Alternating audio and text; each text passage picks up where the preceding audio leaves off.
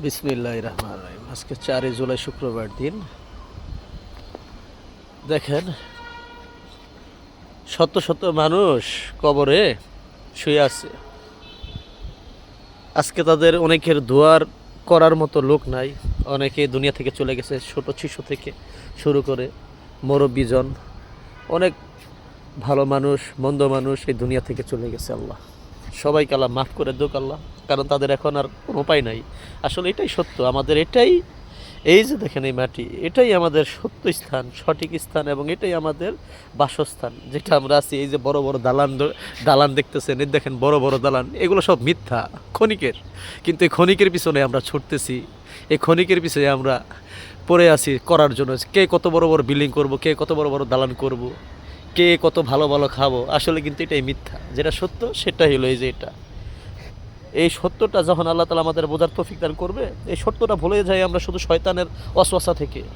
এই সম্পত্তি, এই অর্থ, এই টাকা কড়ি, এই সুখ শান্তি আসলে এটা কিছু না, সব কিছু আখিরাতের। কিন্তু এটাই আমাদের সত্য, আর সব কিছু মিথ্যা। আর আমরা এই মিথ্যার পিছে ছুটতেছি, মিথ্যা দুনিয়ার পিছে আমরা পড়ে আছি। মিথ্যার জন্য, মিথ্যার কামিয়াব করার জন্যই আমরা ছুটে চলছি, ক্ষতি করছি, নিজের ক্ষতি করছি, পরের ক্ষতি করছি, অশান্তি করছি, দাঙ্গা ফাসাদ করছি। দেখেন, কিন্তু বিশ্বাস আমাদের শয়তানে কতটুক চতুর হিসাবে কতটুক কাজ করতেছে আমাদের এখানেই, আমাদের এখানে ফালায়া রাখছে, যেটাই সত্যি এখানেই আমরা থাকবো, এটাই বলে সত্যি। শয়তান আমাদেরকে এটাই বোঝাচ্ছে যে এই বিল্ডিংগুলাই সত্য আর এই কবর হলো মিথ্যা। যেদিনকে আমাদের মন চক্ষু, আমাদের অন্তর্চক্ষু খুলে যাবে যে আসলে এটাই আমাদের অরিজিনাল সঠিক বাসস্থান, এটাই আমাদের ঘর, এটাকে আমরা সাজাতে হবে, এটাকে আমরা সুন্দর করে করতে হবে, এটাকে প্রশস্ত করতে হবে, বড় করতে হবে।